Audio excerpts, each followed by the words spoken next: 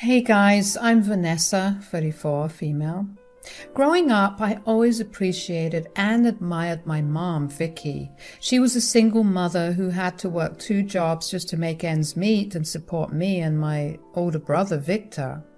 It wasn't easy for her, but she managed to overcome all the odds that were stacked against her. My mother was a hard worker and a strong, resilient woman. She didn't let the difficulties of life hold her back. I saw how much she was struggling and would try to help out wherever I could, even from a young age. I started doing odd jobs as early as 12, trying to lighten her load.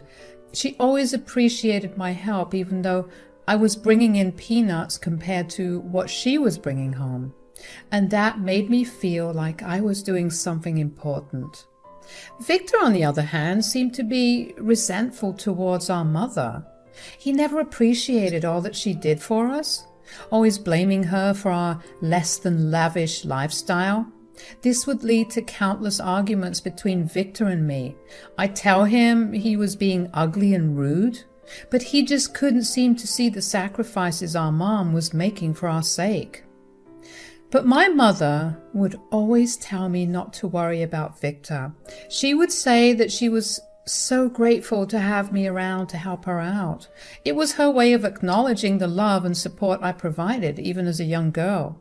Fast forward to when Victor turned 18. He left the house, eager to escape the life we had with my mother. Tragically, this departure would have consequences that changed our world forever. You see, my mother had a terrible workplace accident due to hazardous work environment. This accident left her paralyzed, unable to work or care for herself. We lost our house, as she could no longer afford it, and I had to live with her cousin for some time. Victor, in his pursuit of being rich and hating the lifestyle that my mom provided us, managed to secure a decent place for himself. He had a roof over his head and had enough space to house our mother, but the question that lingered was whether he would be willing to take care of her. As my brother Victor begrudgingly accepted the responsibility of taking care of our paralyzed mother, it was clear that he wasn't happy about it. He never openly admitted his resentment, but it hung in the air, casting a shadow over our family dynamics. Victor knew that he would look like a complete a-hole if he refused to take care of our ailing mother, so he did what he had to do to save face, albeit with an air of unwillingness that never went unnoticed. It was exhausting dealing with his groaning. Time passed and I turned 18. I wasn't as fortunate as Victor, who had managed to climb pretty high in his career, securing a stable financial position for himself. He could even afford to hire a nanny who would look after our mother. He'd also installed various paraplegic-friendly devices in the house to make her life easier. I was excited to celebrate my 18th birthday, but on that very day, Victor had a different plan for me. He told me that it was now my turn to take care of our mother. Can you imagine? It wasn't a gentle or kind request. Instead, it felt like an order. This led to a nasty argument between us, and it was long time coming because I was sick of his attitude. This fight had been brewing since we were kids. I refused to accept my brother's orders, and I questioned his sense of responsibility and compassion. The argument between Victor and me escalated quickly. I couldn't fathom how he could so easily dismiss his mother like she didn't do everything for him, given his financial stability and the fact that he had already modified his house for her special needs. My emotions got the best of me, and I called him evil and selfish. You know, I'm not swimming in money like you. You know that it makes sense for Mom to continue to stay with you, Victor. You can afford it, and your house is already set up for her. What the hell is your problem? You're the one who's acting evil and selfish here, Vanessa. You don't want to take her in. Look who's being a bad child now.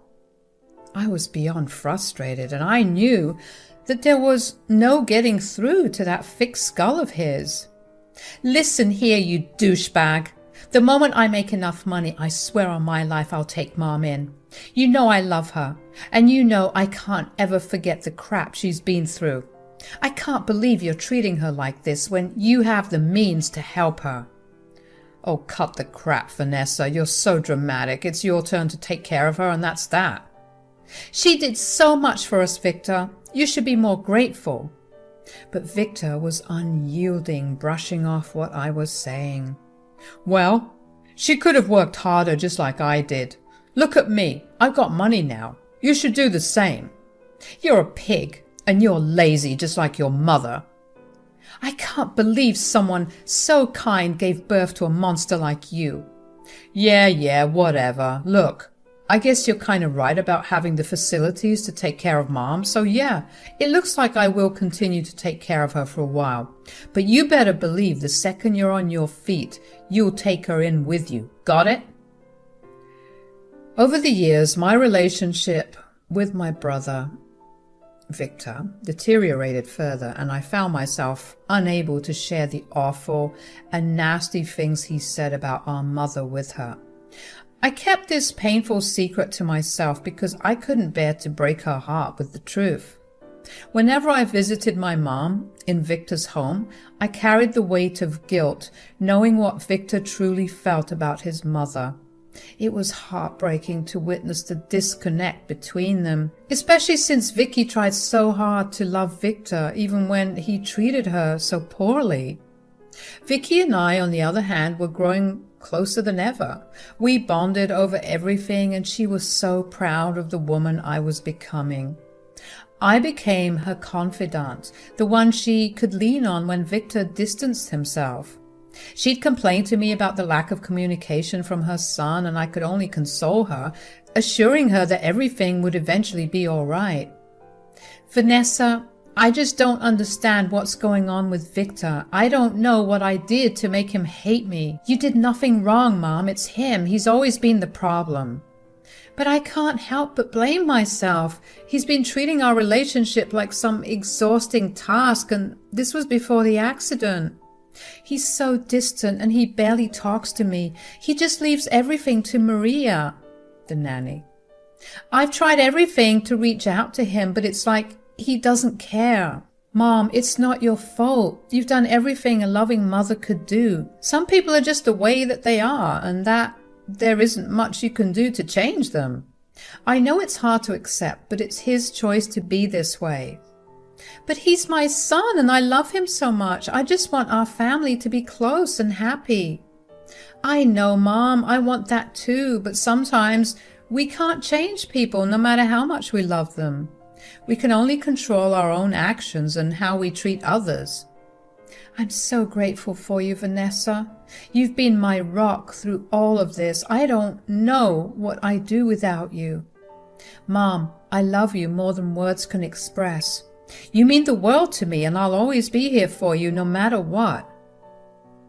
Several years went by, and I was turning 32 years old, and by this point, I was happily married, and we had just moved into our big, beautiful home. I was so proud of everything I had accomplished to get me to that point. We were having a little housewarming party, and of course Victor and my mom were invited. When they arrived, it seemed like everything was going to go well. That was until the party was winding down and my idiot brother had the bright idea to make an announcement to everyone.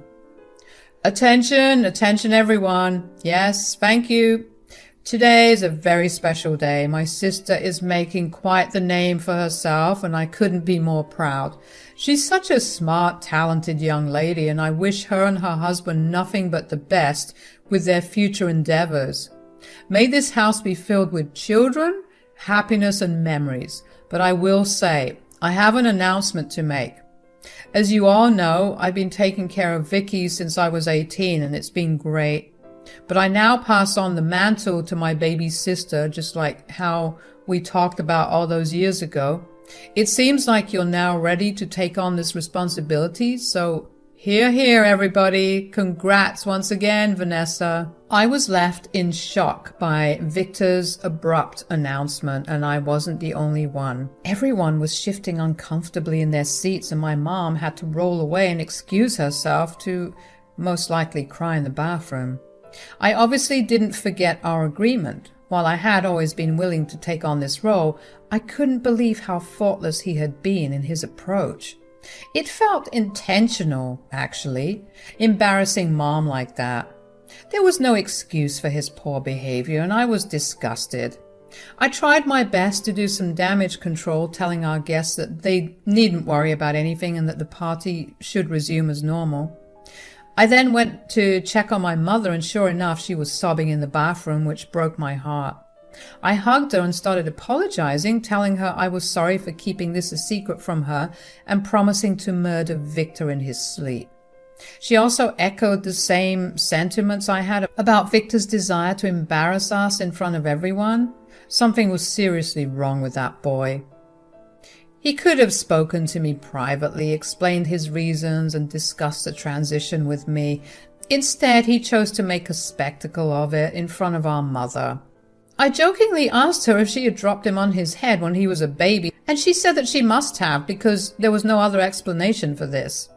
We laughed for a bit, and after she was feeling better, we made our way back to resume the festivities. Then the guests started to leave, and this fake smile that I had plastered on my face was falling apart and was being replaced by the anger I had. My anger flared once the last guest left, and I was ready to let all hell loose on Victor because I couldn't contain my frustration. I shouted at Victor, calling him out for his insensitivity and selfishness. It was painfully clear that Victor hadn't changed at all, and his priorities were still driven by his own interests rather than our mother's well-being. How pathetic. Victor, how could you just spring this on Mom like that in front of everyone? You could have talked to me privately, but instead you had to make her feel like she was a burden. She's your mother and she doesn't deserve this kind of treatment. What is wrong with you? Vanessa, I've been taking care of her for years, and it's time for you to step up and do your part. I have my own life to live, and I can't be responsible for her all the time. I never said I wouldn't take care of her. I love Mom, and I'm more than willing to have her live with us. But you could have handled this with more sensitivity. She's been through so much already, and she doesn't deserve to be treated like this. Oh, here we go again with the dramatics. You sound like you're 18 again. Grow up. Victor, baby, I don't appreciate how you've been treating me. I understand that you didn't ask for any of this. You're right, I didn't. And I appreciate you taking care of me for all these years, but what you did was just classless and rude. You didn't have to embarrass us like that, and especially not during such a celebration. Honestly, get it together. You're a mess. Oh, I'm a mess. Okay then, let me get out of your hair. You know what? I'm glad that I'm finally getting rid of you. Do you know what I could have done with all the money I've spent on you? You're sick. You know that? Maybe, but I don't care anymore. I don't care if I'm the villain in your story, okay? I've done my part. Besides, it's not like she's going to have a huge inheritance anyway. If I were to guess, it's 20 grand, right, Mom? I noticed my mom's eyes widen for a moment, and she hesitated before responding. Yep, only $20,000. I found it very suspicious, but I didn't react. You see, taking care of her is too much work for only $20,000. I deserve more. But obviously, I'm not going to get that. So, yeah, good luck taking care of her. I'll send you her nanny's number. Get the hell out of my house and don't come back. You hear me? You don't have to tell me twice. I'm out of here. After Victor left, I was left alone with Vicky. It was clear that she was thrilled to be under my care and protection. I held her in my arms, vowing that she would never have to suffer again. I wanted to give her the love and security she had always deserved. 1 year had passed and we hadn't heard a word from Victor. It seemed like he was off living the high life. going on exotic trips and drinking fancy cocktails while we were working on building a stable and happy life together. I was still seething with anger at my brother for his selfish behavior, but Mom had a more positive outlook. One day she had a glimmer in her eye, hinting that she had a secret to share. My curiosity piqued. I prodded her until she couldn't keep it in any longer. She revealed something astonishing. She was secretly rich. My mom explained that after her unfortunate accident, she had taken her former employer to court, seeking justice for the unsafe work environment that had caused her harm. It was a legal battle that I remembered well, and she had tried to sue them, but the case hadn't gone her way. Yes, well, if you remember, after I lost the case, there were some stories floating around about it. Yeah, it was all over Facebook, I remember. Right. Well, there's something I need to tell you, something I've kept hidden for a while now. It all began about a year ago when I received a phone call out of the blue.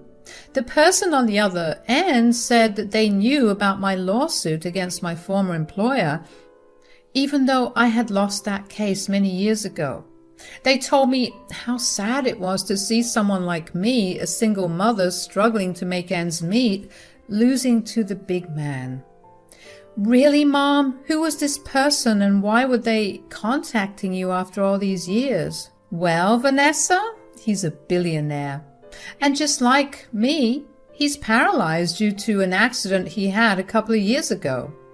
Ever since then, he said he's been on a mission trying to help people like him, since he obviously has the means to do so.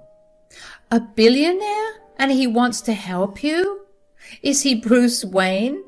Apparently so. He said he had a deep sympathy for people like us, and he couldn't bear to see my story in the media. The articles mentioned how I was working in dangerous jobs just to provide for you and Victor. Wow, Mom, that is so crazy. I mean, it's not every day a billionaire approaches you. So what did he want? After making sure it wasn't a scam, I met up with him with the help of Maria, and he expressed his desire to help me out. He said he'd give me $20 million to make my life better, to make sure we never have to struggle again. I had to pick up my jaw from the floor. For a moment, things felt a bit dizzy. I couldn't believe what I was hearing. 20 million? Mom, that's incredible. It's more money than we've ever dreamed of having. Please tell me you're not joking. Sometimes I have to pinch myself because I still can't believe it. And the best part is that I finally received the money after a year of waiting, dealing with some technical issues on his end. But that's why I'm telling you all of this now, because the money has finally come into my possession. And that's when I realized something. Wait a minute. Is this why you acted strange last year when Victor said that your inheritance money was only going to be $20,000? Yep. Oh my God, I knew something was up. And I'm not sorry I lied to him either. I just couldn't bear the thought of my son being a selfish gold digger, only caring about himself. Honestly, Mom, he deserves it. He's treated you terribly and has basically abandoned us. I'm glad you understand, dear. I didn't want anyone to know about the money until I was sure it would be in our hands, and now that it is, I'm having second thoughts about telling him altogether. I mean, he seems to be doing just fine without it, so I don't think you should tell him. You're right. It'll be our little secret. Well, we'll make the best of this, Mom. We're going to have a wonderful life ahead of us, and Victor won't get a cent of this money. As the months passed, my mom and I had big plans to enjoy the newfound money. We talked about exotic vacations, fancy restaurants, and getting the best medical care we could afford. We envisioned creating wonderful memories together. Sadly, my mom's health continued to deteriorate. Her condition often forced us to cancel our plans. Thanks to the resources we had, we consulted numerous medical experts who all unfortunately delivered the same grim prognosis. Vicky's condition was worsening, and the future looked bleak. Another year went by, and tragically, we lost my mom. She passed away peacefully in her sleep, and I was right there beside her. The night before, I had chosen to sleep next to her because I had sensed something was wrong. I guess it's true what they say, when you know, you know. I was devastated. Grief overwhelmed me, making it hard to eat or sleep. I missed my mom terribly. She had always been my pillar of strength, and her absence left a void that felt impossible to fill. I didn't know how I was going to do it without her. Heck, to this day, I don't know how I'm getting by without her. But this next part always makes me smile on those particularly hard days, and I know she's laughing in heaven because what happened next was the greatest form of poetic justice to occur. After my mom's passing, I was determined to give her a grand send-off. I planned a beautiful funeral to honor her memory and ensure her final farewell was something unforgettable. To my surprise, Victor, my estranged brother, decided to attend the funeral. I couldn't believe he was there, given our history, and given the fact that we hadn't spoken ever since I kicked him out of my house 2 years ago. In a rather shocking twist, Victor announced that he was at the funeral because he wanted his share of the inheritance. The lawyer and I exchanged puzzled glances since Victor wasn't even mentioned in the will. A lawyer took Victor and I aside to discuss the matter privately. After a brief discussion, the lawyer explained to Victor that our mother had altered her will years ago, making me the sole beneficiary of her assets. Victor's initial reaction was to laugh it off and claim our mother didn't know anything of value. I was quick to question him about his inheritance demands, if that was the case, and he shot me the evilest evil eye he could muster. Reluctantly, he admitted that he wasn't as well off as he once appeared to be. It seemed the prodigal son had fallen on hard times and was seeking to return. However, unlike the prodigal son, we weren't ready to welcome him home with gifts, rather just a reality check hit him hard. The lawyer explained that the inheritance was $20 million, bequeathed solely to me. Victor grabbed the will to see for himself, and the revelation left him utterly shocked. No one could have anticipated his next move, because that's when this grown man fainted. He hit the floor with a loud thud, and we were forced to resuscitate him when he came to, and he said, "I had the weirdest dream. Mom gave you $20 million and left me with nothing." Hate to break it to you, buddy, but that wasn't a dream. When Victor realized this, he looked woozy all over again, and we decided to take him to the hospital. The entire ride there, he was moaning and groaning about how it wasn't fair and that he deserved that money. I couldn't help but laugh at his predicament because karma was a real B-word to him. It was quite the scene, and I couldn't help but think that my mom was up there in heaven sharing a good laugh with me.